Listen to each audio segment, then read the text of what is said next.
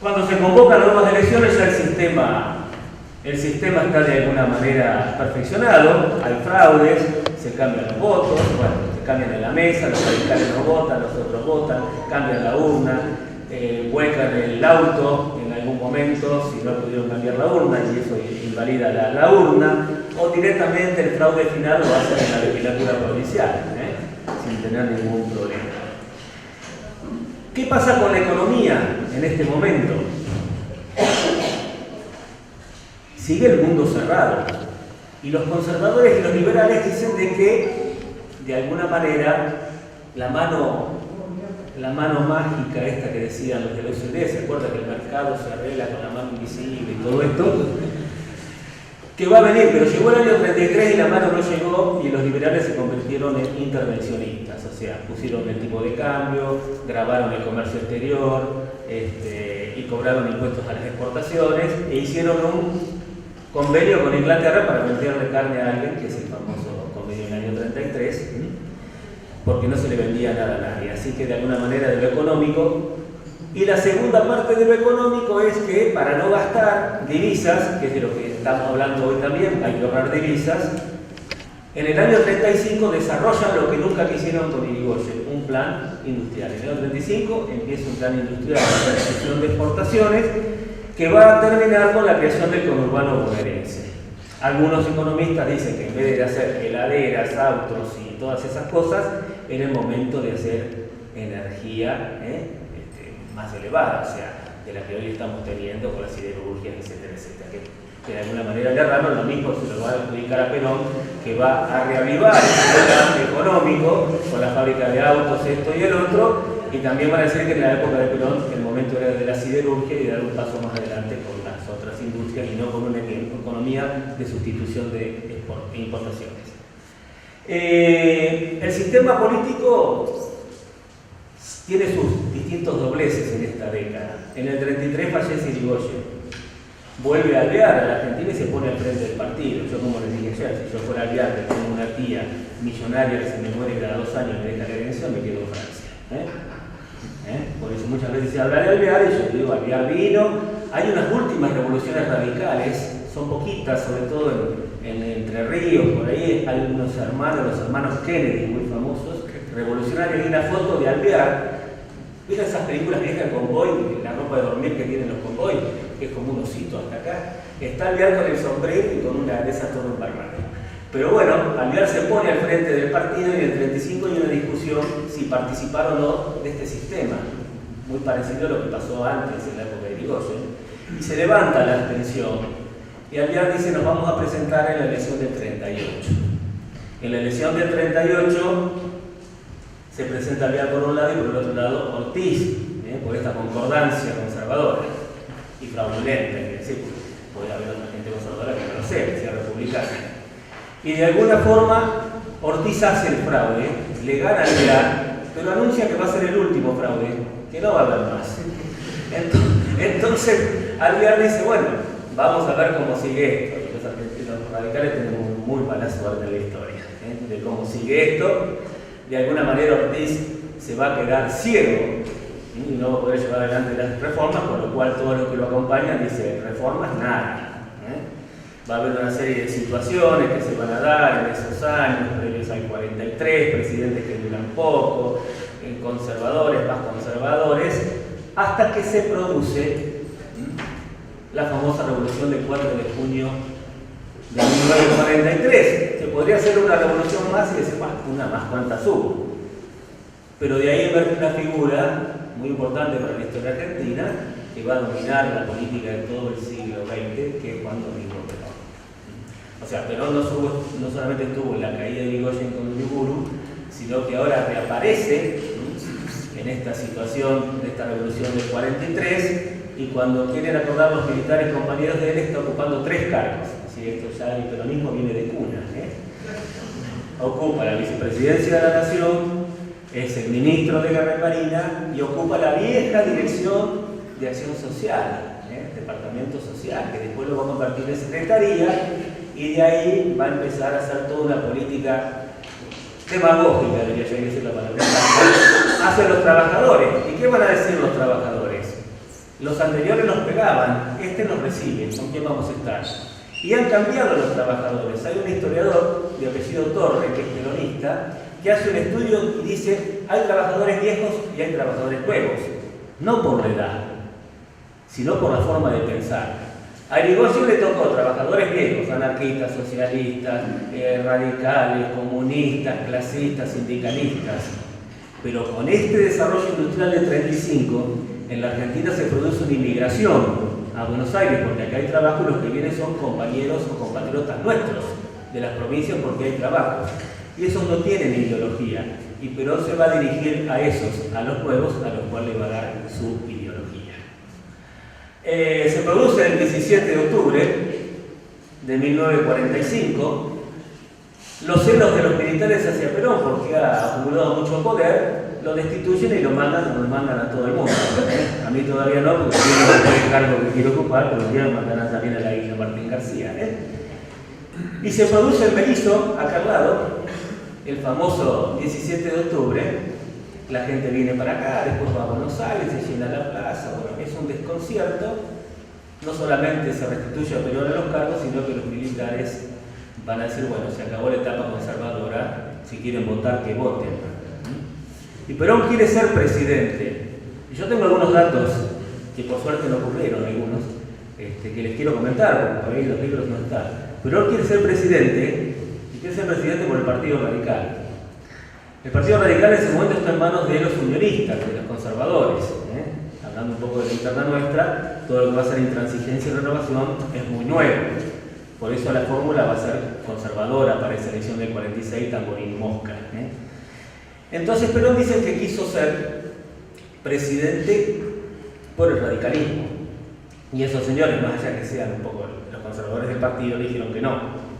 ¿Por qué? Porque lo conocían un poco a Perón, que había estado en el golpe de Irigoyen, y lo conocían a Perón, que había sido agregado militar en Italia, y había visto todo el desarrollo del fascismo. O sea, armar la CGT es lo mismo que la Carta del Laboro. O sea, es un calco. O sea, el tipo no es que inventó, toma copia, le cambia el encabezado y nada más. Entonces Perón dice, ¿qué hago ahora? Y bueno, vamos a ver qué es lo que hay que juntar. Y ahí también aprendió un léxico de discurso muy diferente. Los discursos de los políticos eran muy acartonados. Vamos a defender la Constitución, vamos a defender los derechos de no sé qué. Y Perón decía, el domingo es feriado, y si el patrón no te deja salir, le cortas el alambre y te vas. Eso se escuchaba un poco mejor, ¿no? Bueno, llegan las elecciones del 46 y se arman dos alianzas. Dos alianzas. Una de izquierdas y una de derecha. Hoy lo cuentan distinto. Hoy dicen que la alianza de derecha es la Unión Democrática y la alianza de izquierda es el peronismo. ¿Quiénes siguen al peronismo en esa alianza? Las corporaciones, el ejército, la Iglesia Católica, los conservadores y un grupo de radicales que se autodenomina Junta Renovadora, que se van del partido, todos dirigentes muy mediocres, como Quijano, que fue el vicepresidente, muy mediocres, ninguno de nota, por eso ni me acuerdo quiénes son. Pero ante ese discurso se pasaron, eso sería como los radicales K de la última época, más o menos parecidos, ¿no? No da por acá, lo que nos quedamos siempre en este partido, estamos muchos acá, casi todos, a veces el partido mide en dos y uno igual se queda. Yo no me hice socio de Gimnasia, y si Gimnasia no gana, me paso estudiante o viceversa. O si te Gimnasia, vamos. Un minuto. O lo que sea. O sea, uno se afilia a un partido para siempre. Yo siempre digo, porque algunos amigos del pan-radicalismo, como se dice ahora, que parece una cosa de desayuno, te dicen, no, venite con nosotros, ¿cómo te vas a quedar con eso? Que vos sos honesto. Y yo miro, yo soy honesto y esto no sé si son. Claro, en ese momento el pan-radicalismo medía el 16, el radicalismo nuestro, pobrecito, medía el 3 o 4, pero uno se afilió a no al otro. Ahora los miro, algunos vuelven, y les digo, ¿y el pan-radicalismo? No existe más. Bueno, el Partido Radical sigue existiendo, a pesar de todos nosotros, seguirá existiendo igual. Entonces, Perón no tenía plataforma política. ¿Y qué iba a decir? Que era nazi.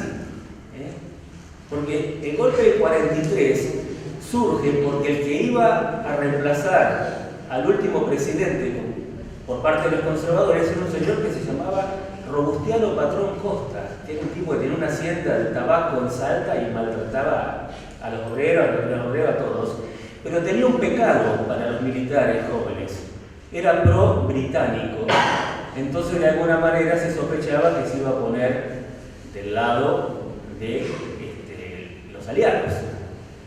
Y la revolución la hacen los militares jóvenes, donde estaba Perón, que eran pro-nazis, el famoso GO, Grupo de Oficiales Unidos.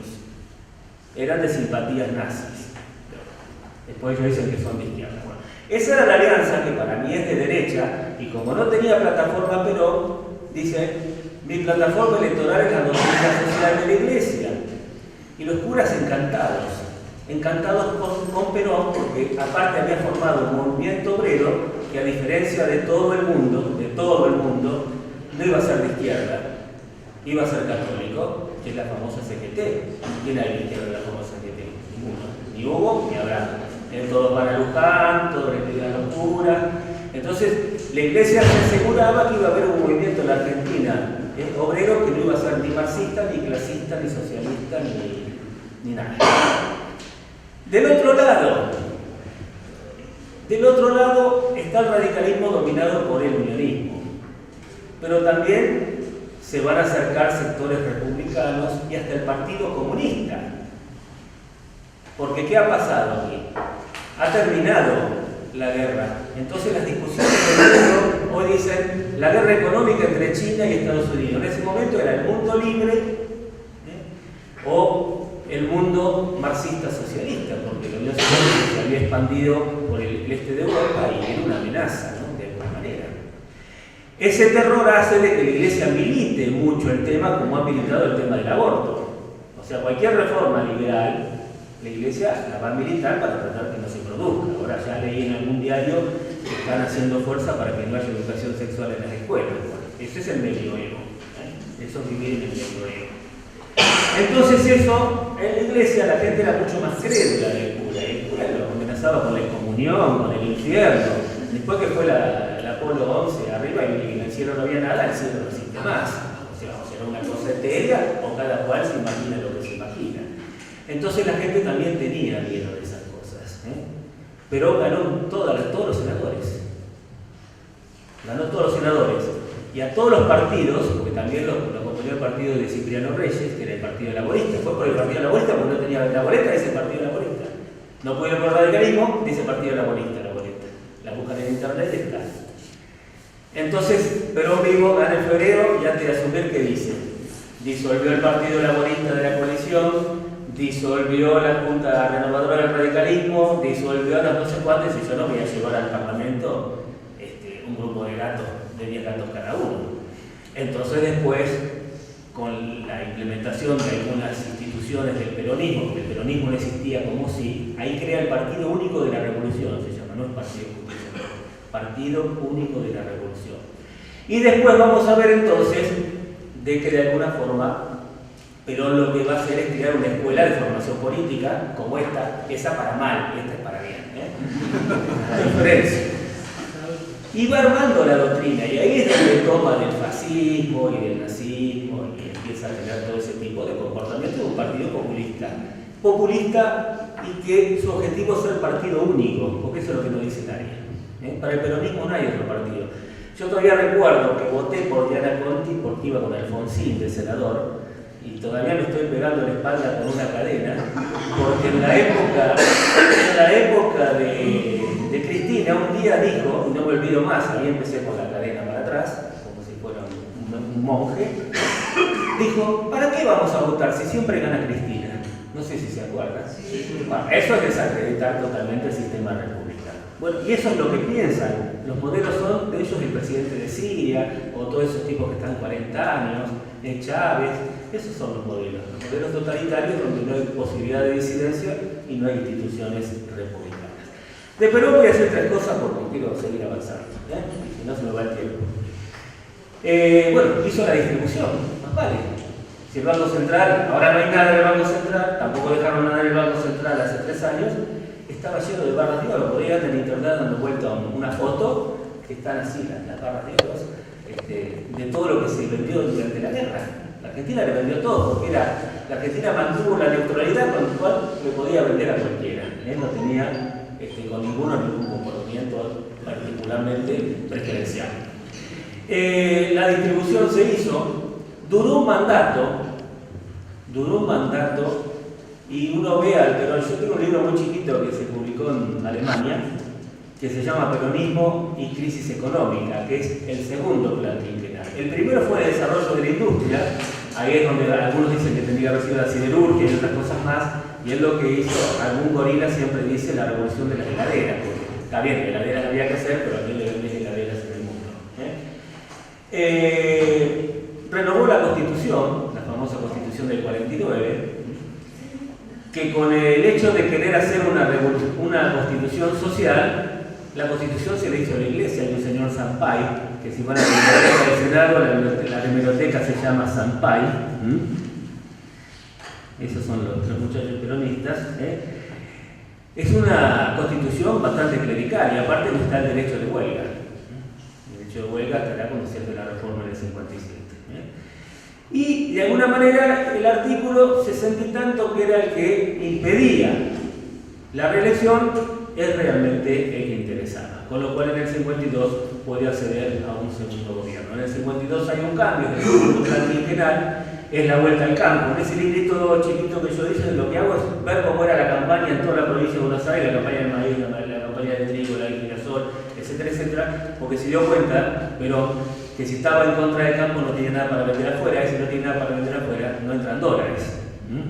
Cristina le pegaba a los del campo, igual recibía los dólares del campo, que dan mucho valor, y nosotros hemos tenido últimamente en el país una sequía que ha posibilitado que 8.000 millones de dólares ingresen al país. Así que el campo, les guste o no, yo tengo nada más que 20.000 hectáreas, pero les guste o no, es el motor de la economía argentina. Aún no, ahora veremos vaca muerta, veremos el litio, veremos otras cosas, pero el campo garantiza a nuestro país, porque tiene las tierras propias para la producción, los ingresos necesarios para el país.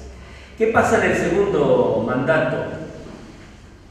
Hay un libro de una chica que se llama Lila Caimari, que ayer o hoy estuvo acá, que fue compañera mía y no pude ir a verla. Es un libro sobre el cristianismo peronista, perdón.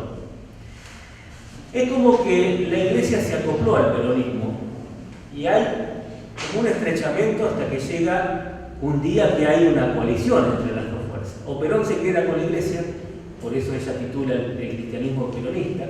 Los más viejos acá habrán escuchado por ahí alguna vez de que en un momento la quisieron canonizar a Evita, etcétera, etcétera. Hacer un cristianismo local, gaucho, y el cristianismo se quería quedar con el movimiento peronista porque decía, nos quedamos con una mayoría, el sindicalismo es todo católico, porque así se determinó, porque no es marxista, y de alguna forma también vamos a tener la posibilidad de no tener que recurrir a crear después la democracia cristiana, que salvo en Chile y en Italia ha sido un fracaso en todo el mundo.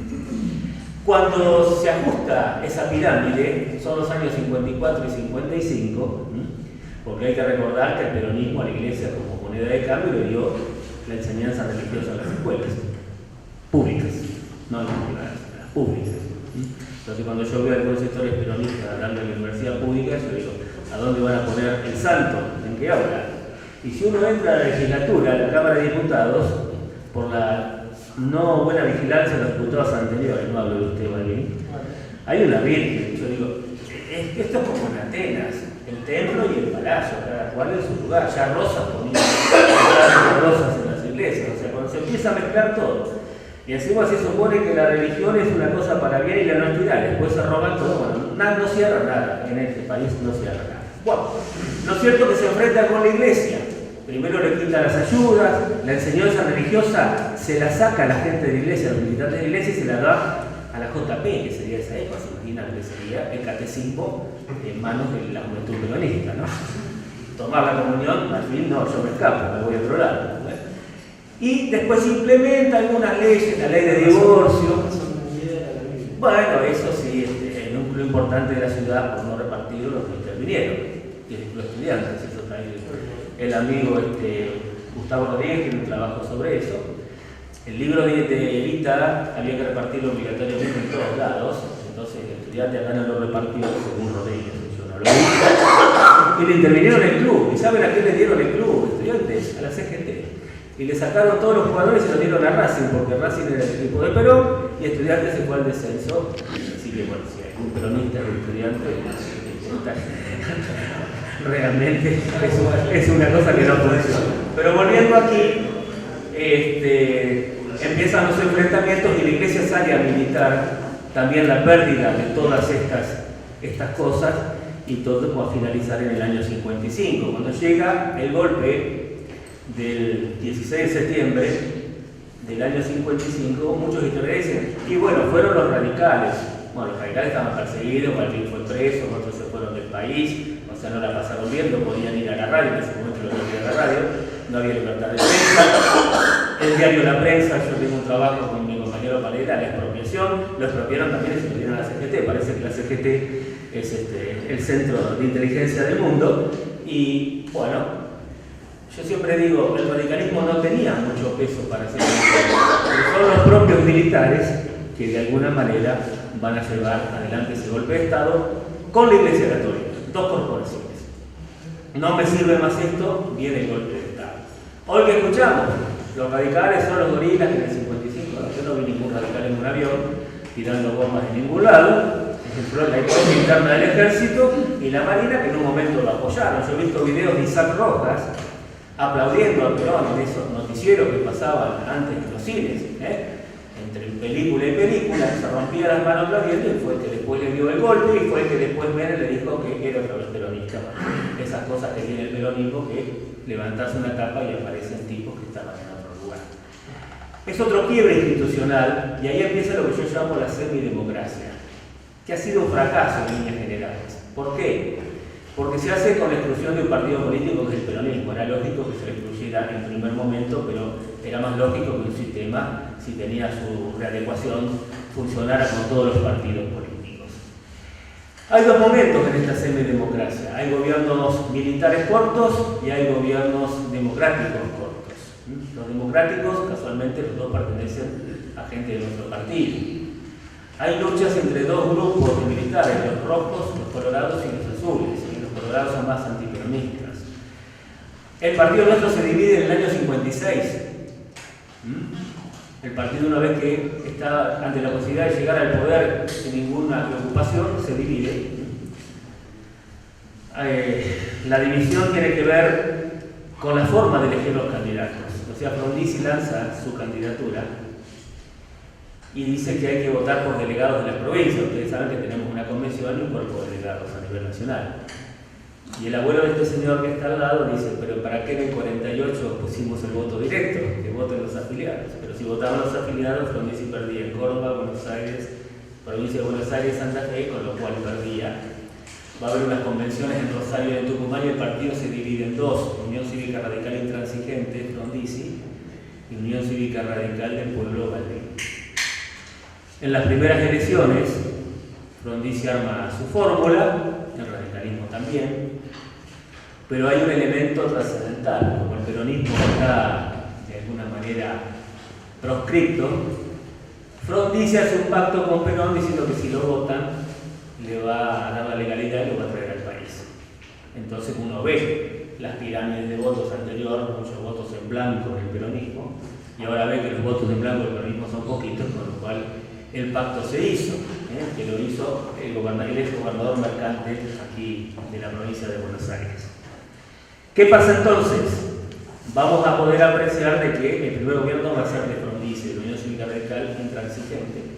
Frondizi va a tener algunas políticas muy antirradicales y ganó la elección con un libro que se llamaba Política y Petróleo, que decía defender el petróleo nacional, y lo aplicó al revés. Fue lo mismo que Menem. Menem prometió esto, y cuando llegó, y cuando le contaron, le dijo, a mí, ¿por qué hizo esto? Y si yo les decía lo que iba a hacer, no me votaban. Eso también tiene que ver con la cuestión política de acá al futuro, de que los partidos y los candidatos tienen que cumplir con su programa, porque si no, esto va mal. Hay un interregno. A Frondizi le hacen como 17 intentos de golpe de Estado. Bueno, hace los contratos petroleros con los norteamericanos, así que vuelven las empresas norteamericanas a manejar el petróleo, denigrando ahí otras cosas. hace una política educacional que dio todo un debate entre la educación laico libre quiere decir que las privadas y las católicas también empiezan a tener escena como es en la educación argentina, hay un debate muy importante. El radicalismo se mantuvo, por supuesto, con la laica, como siempre, como ahora y como será siempre, mientras este partido exista. Y los golpes de Estado, un día llega uno que el mismo peronismo le suelta la mano. Está el plan CONINTES también, que es un plan de inteligencia norteamericano que aplica Frondizi sobre la población, o sea, un plan interno de control.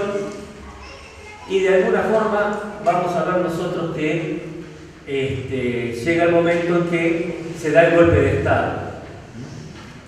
Un golpe de Estado que es a medias, porque hay como una transición de un señor Guido, o sea, el Congreso queda vigente, y Guido lo que hace es una transición de un año para llamar otra vez elecciones.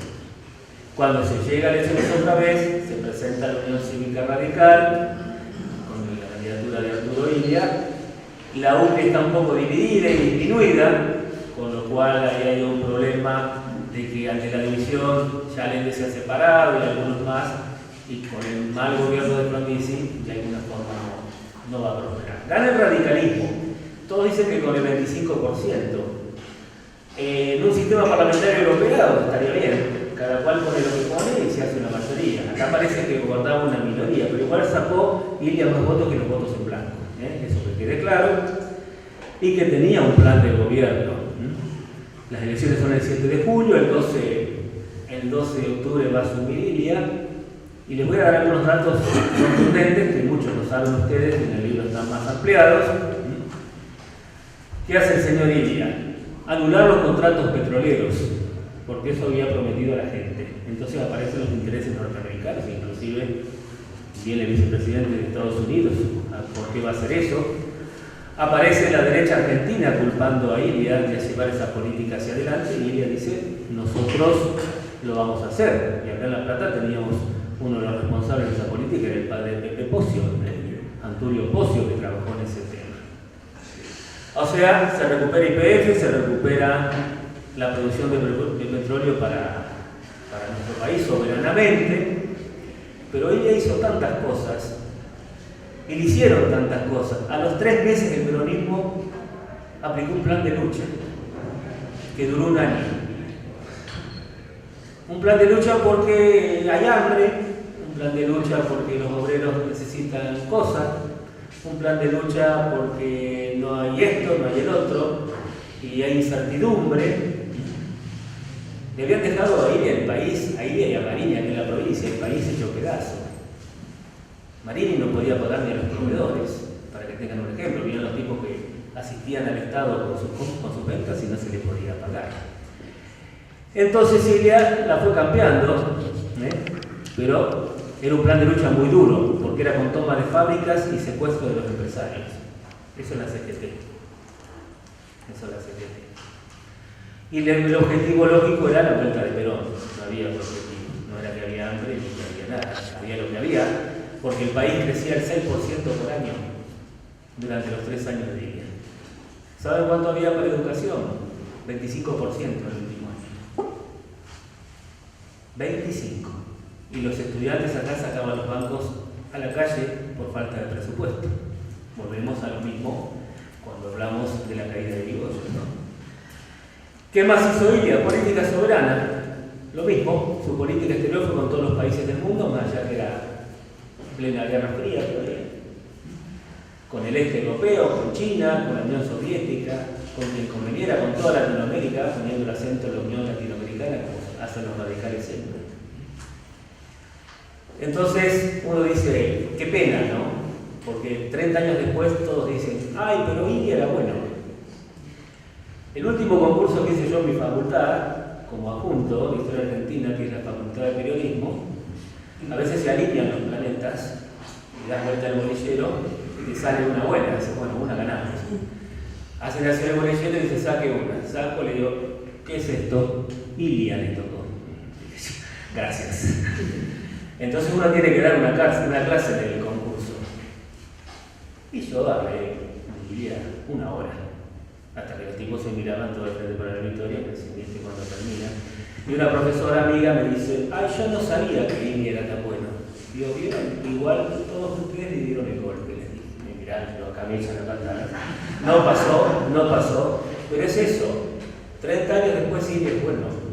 Era honesto, no tenía 10 corbatas, algo por ahí en internet. Con el Facebook tenía 10 corbatas, 2 camisas, un traje, no sé qué más, nada más. ¿Cuánto retrocede el país? ¿Cuánto retrocede el país? Por eso a veces, cuando me preguntan, el evangelismo se está recuperando de alguna manera, son mis opiniones, pero cuando me preguntan cuál es el modelo para recuperar, el modelo es Siria. Y no es nada contra Raúl, porque Raúl ha sido un estadista de primera categoría.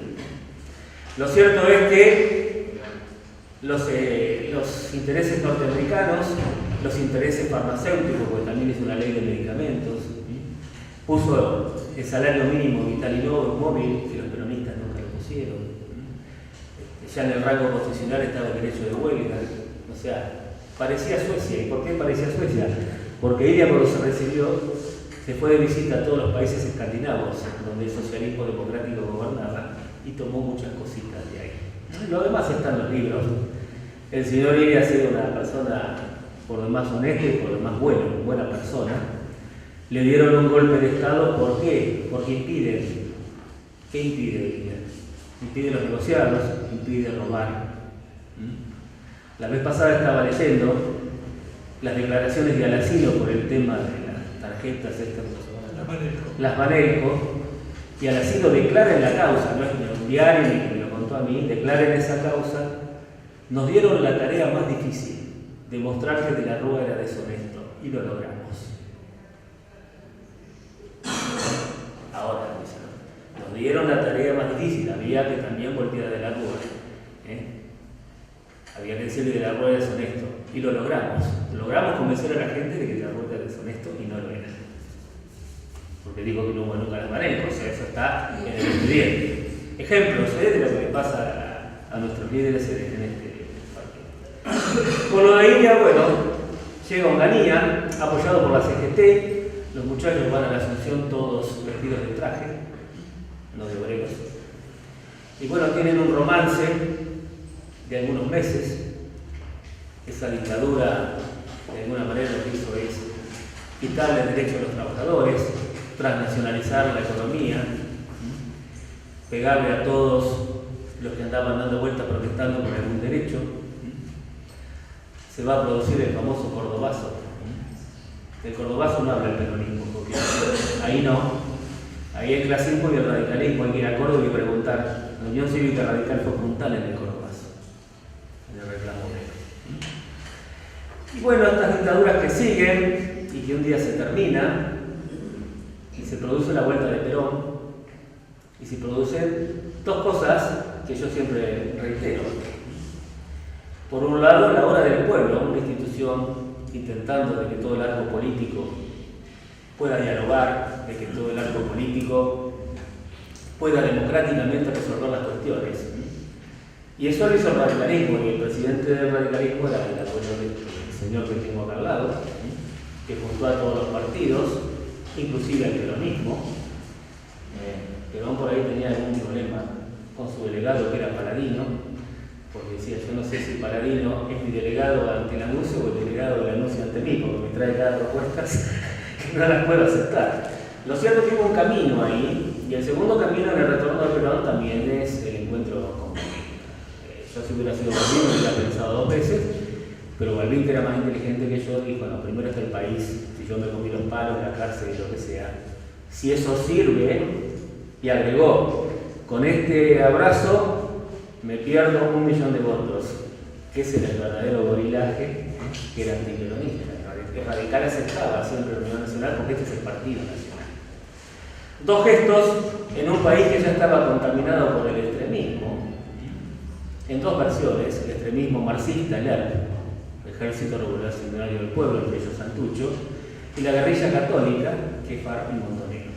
¿Y por qué digo católica? Porque viene de Tacuara, que era un grupo que se reunía acá en la catedral, que eran todos de ultraderechos nacionalistas, y un día dijeron, y si nos hacemos socialistas nacionales, que yo creo que son nacionalsocialistas, no socialistas nacionales, entonces nos entramos a la ola de los 70, y esa para mí es la Iglesia Católica. Cuando yo digo eso, mucha gente no le gusta, pero bueno, la Iglesia también participó con sus curas del tercer mundo, y etcétera, etcétera, y el país en llamas.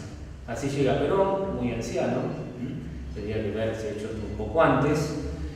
El radicalismo acompañó, hubo dos elecciones, la primera con Cámpora, porque Perón estaba proscrito porque la ley decía que si no tenía residencia en el país no podía ser candidato. Entonces fue Cámpora, el candidato radical fue Balbín con Ramón, ganó con el 49,9 Cámpora y no hubo segunda vuelta, y simplemente con la segunda vuelta renuncia Cámpora, por suerte, pues si eso sería un infierno, y viene Perón y va a ganar por más margen. El radicalismo igual saca un 20 y tanto por ciento de los votos, que hoy lo quisiéramos tener realmente como propio, es decir, el radicalismo tiene el 20 y pico por ciento de los votos, y era contra Perón, no contra el mini Iglesia, era contra Perón. Perón va a fallecer. Antes de fallecer va a ser protagonista de un acto histórico que también el kirchnerismo no quiere ni oír hablar, que es el 1 de mayo del año 74, cuando los echa de la plaza. Ya previamente, ya hay unos videos en YouTube, cuando Perón les dice: dejen las armas porque les mando la policía. O sea, el enfrentamiento ya es tal. Su mujer va a heredar el gobierno, porque para cerrar la interna peronista, la mujer es la vice, como el gobernador de Santiago del Estero, que es Zamora y la mujer, o la mujer y Zamora. Esa es la democracia que entiende el gobernador de Santiago del Estero, y este hombre, que si ponía un sindical se enojaban los de las tendencias, y si ponía uno del otro se enojaban los otros. Otra vez aparece el abuelo de este señor diciendo: me voy a sentar en la reunión de gabinete para que vean que esto es reunión nacional. Pero bueno, todo se encamina hasta el golpe. Hay 4.000 desaparecidos en democracia, porque Isabel aprueba un decreto de aniquilación de la subversión, y uno de que lo firma es Bucauf. El gobernador que tuvimos después es el que aprobó el decreto para aniquilar gente. Eso es este país. En parte el golpe se lo da el mismo partido peronista, o sea, la tendencia, Montonegro, lo que sea. Pues los militares dicen: ¿para qué le vamos a estar preguntando a esta señora si lo hacemos directamente? Y ahí se inaugura, lamentablemente, la peor etapa de la República Argentina, la más negra, la dictadura más terrible, no solamente en los políticos, sino en el tema de derechos humanos y demás. Los partidos son prohibidos nuevamente, como en todo golpe de Estado. Ahí ya podemos hablar un poco de nuestra participación en esta casa.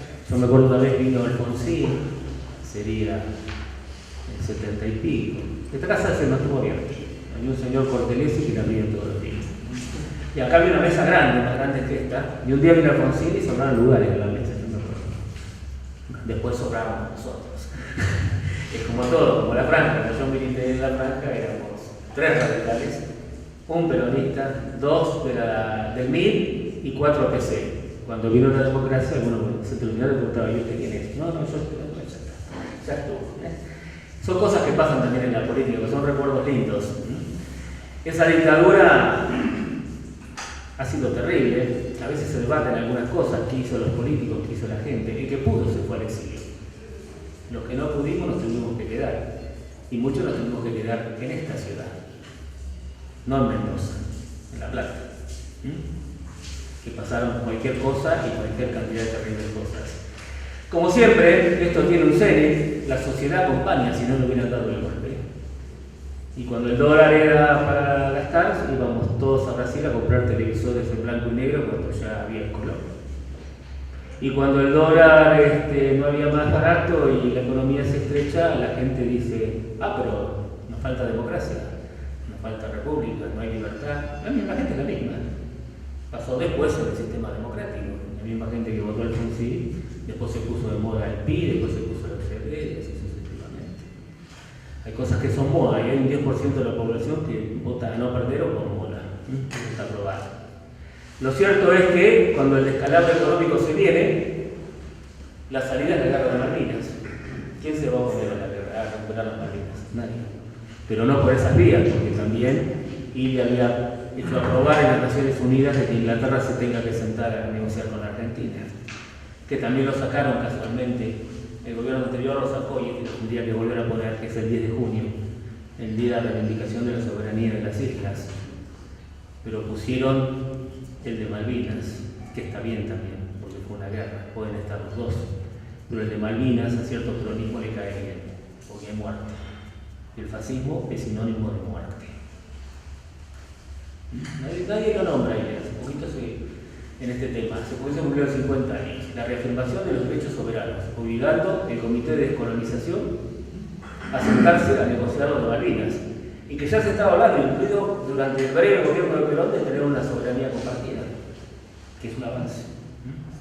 Ahora volvimos como en el ludo, 1, 2, 3, y es para atrás. Volvimos, retrocedimos 20 casilleros. Ya termino, Anderson, si no me vale la luz.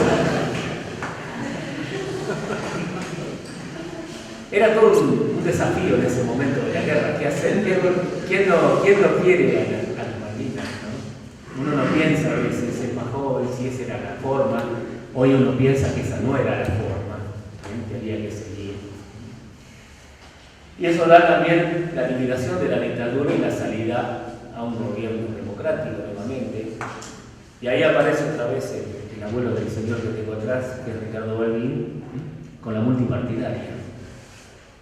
Una cosa muy parecida a la hora del pueblo, tratando de denominar qué se puede hacer al futuro, que hay que tener una democracia sólida donde todo el mundo apoya. El país había pasado de 4.000 millones de 4.000 millones de deuda externa a 40.000.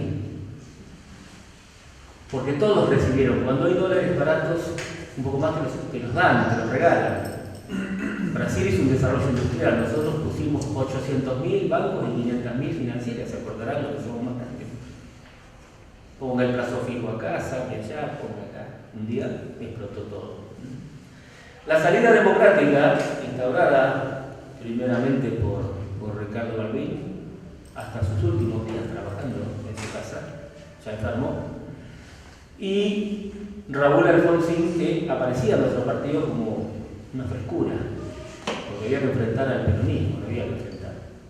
Y esa elección se da, y fue una campaña que los que pudimos participar, realmente no nos olvidaremos jamás de ningún acto, ni del más grande ni del más chico. Y esa campaña se da con una persona que da un mensaje de que hay que hacer. No es Perón que agarra la ciudad de la iglesia y dice, bueno, hay que... No. Pero ¿qué hay que hacer más allá de lo económico, que era la urgencia? ¿Qué hay que hacer para reconstituir la República? Porque aquí lo que habíamos perdido es la ciudadanía, y aún hoy estamos en esa situación. Cuando hoy las encuestas dicen que un 25% del núcleo duro votaría a Cristina hoy, aún de lo que pase, ese grupo no son ciudadanos, no tienen una formación ciudadana, son fanáticos. Uno le puede mostrar un bolso, 2 bolsos, 10 bolsos y dice, no está, no existe, no lo vi, no me consta. Y eso por la pérdida muchas veces de ciudadanía. Alfonsín tuvo el mismo desafío de formar un gobierno con las mejores personas para hacerlo mejor dentro de esta situación. Otra vez mala suerte para Alfonsín, que va a ganar con el 52% de los votos, y con todo lo que hizo el peronismo, sacó el 40%. Ese es el piso. Con todo lo que hizo el gobierno de Isabel, el gobierno de Perón, antes sacó el 40%. Nosotros nos mandamos algunas macanas en algún gobierno y a la otra elección sacamos el 3%. Me parece que somos más castigables. También venimos moros. Bueno,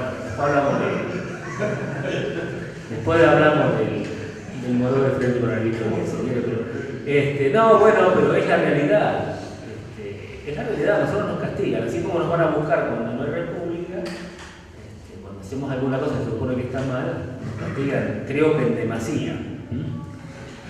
Y para ir terminando, Alfonsín prácticamente, menos los chicos, lo hemos visto todos, pero un ejemplo, un estadista, el último estadista de Latinoamérica, el último dirigente estadista de la Unión Cívica Radical.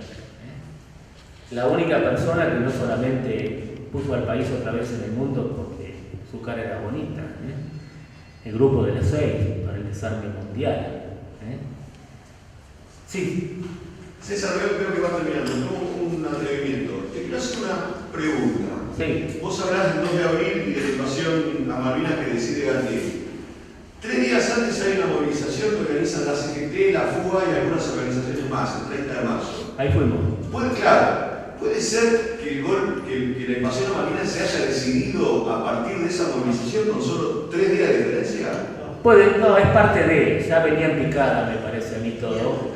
O sea, alguien dijo, acá hay que dar un golpe de efecto sentimental al pueblo argentino, y el único era ese. Eso pudo haber agregado, es mi interpretación, no tengo la verdad revelada. Eso pudo haber agregado. Yo recuerdo que fuimos, bueno, nos corrieron, nos tiraban gases de arriba de la Casa de la Rosada, y casi llegamos, éramos más jóvenes, podíamos correr, casi llegamos corriendo hasta Constitución. Pero también fue una manifestación, una forma de decirle que ya esto no iba más. Entonces la respuesta un poco, para mí fue eso, el último intento. La plaza se llenó, porque ¿quién va a estar en contra de Malvinas? Pero también fue una ingenuidad, uno lo piensa, uno está contento por Malvinas, pero después se dio cuenta uno que era de alguna manera una artimaña para ver si pervivía, porque imagínate que hubiéramos ganado la guerra. ¿Hubiera habido democracia? Yo creo que no.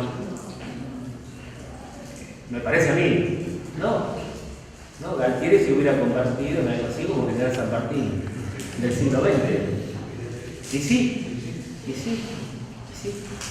Pero bueno, yo lo que digo es que este partido puede proponer al calendario del presidente el año que viene restituir el 10 de junio. Porque me parece que el lugar al que hay que volver es ese, sin olvidar todos los chicos que murieron, todo lo que pasó, etcétera, etcétera. Pero hay que volver a esa, no hay otra forma. Y te decía con Alfonsín, de alguna manera, Alfonsín en ese momento tuvo una opinión crítica de la invasión. Inclusive porque proponía una transición con Arturo Illia como presidente de la transición para la democracia, de unos meses hasta que se reglamentara todo. Bueno, era una idea, y ahí en el partido también. Chavalín no vivía, había fallecido, el presidente del partido era Contín, me acuerdo. Y los políticos fueron como un gesto de que tampoco podemos estar fuera de esto, fueron a Malvinas, los políticos de los partidos, una delegación. Yo lo que quiero terminar diciendo de Alfonsín, su prestigio internacional, por su intelectualidad en los foros, en la socialdemocracia, en el Grupo de los Seis, en las Naciones Unidas, allí donde fuera. Y hoy vemos el partido, de alguna manera, y no tenemos un líder. Ojalá tengamos pronto un líder. Porque ese es un partido de liderazgo, no es un partido de cuadros o de equipos. Sí, hay equipos, pero hay personas que representan el partido y se encolumnan por una idea matriz del partido. Esto no quiere decir que el caudillo del partido tiene que hacer lo que quiera, porque hay mecanismos internos para que lo hagan o no lo hagan. Pero otra vez nos tocó una mala época.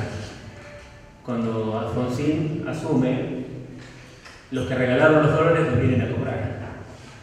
El dólar vale más. Los apoyos de la socialdemocracia y los europeos y los no sé qué fueron de palabra. Nadie trajo una moneda. A veces para pagar un vencimiento teníamos que hacer unos artilugios con Venezuela y no sé quién que nos prestaban un poco para cumplir con los compromisos de la deuda, ¿no? La deuda de 40.000 millones. Así todo, él hizo el intento de transformar esta sociedad que venía de muchas situaciones antidemocráticas, del 30 en adelante, en transformar esta sociedad en una sociedad democrática hacia el futuro, de que haya un cambio, esperando que el peronismo, que tampoco tenía líder, tuviera una evolución en ese sentido, un peronismo republicano, pero no ocurrió. En el golpe fue muy cruel el peronismo.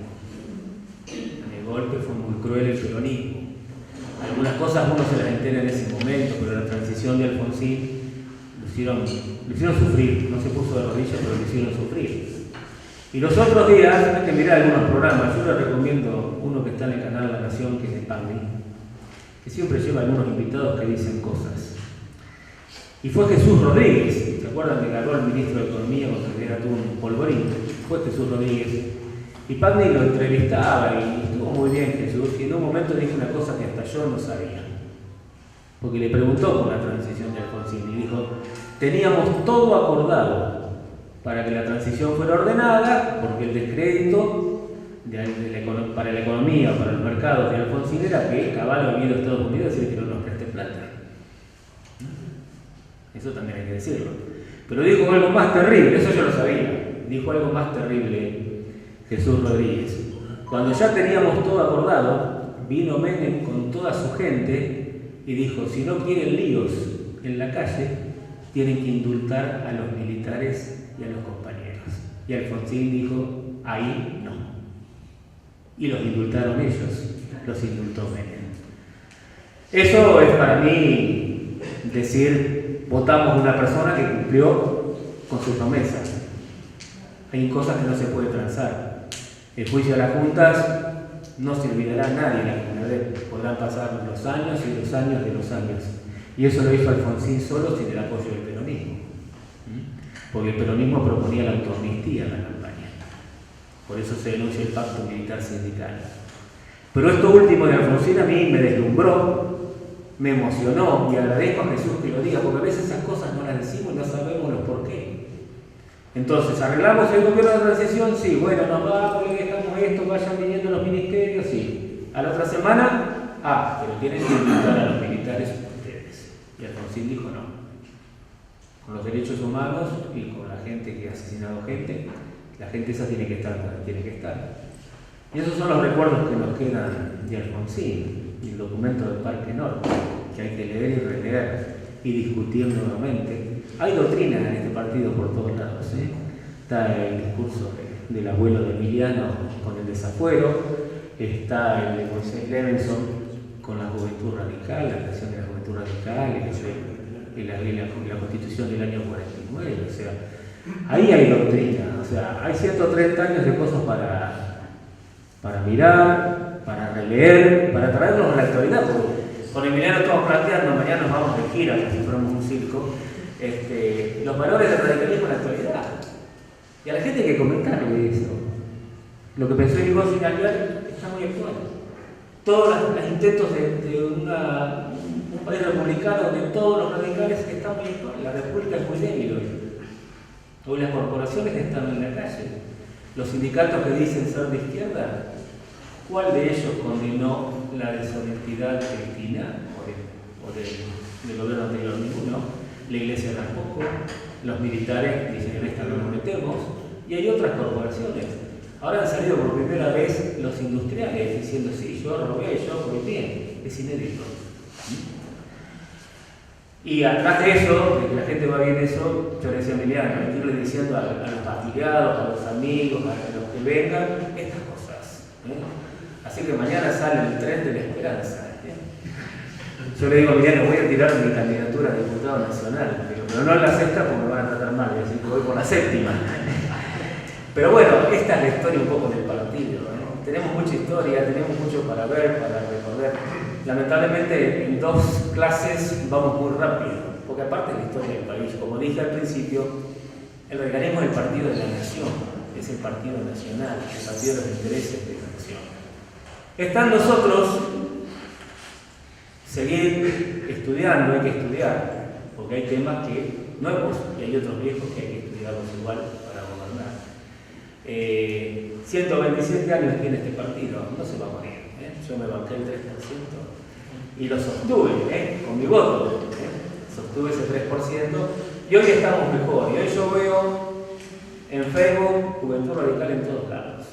Pero eso sí, la Juventud Radical en todos lados y la Franja Morada en todos lados tiene que participar de estos acontecimientos.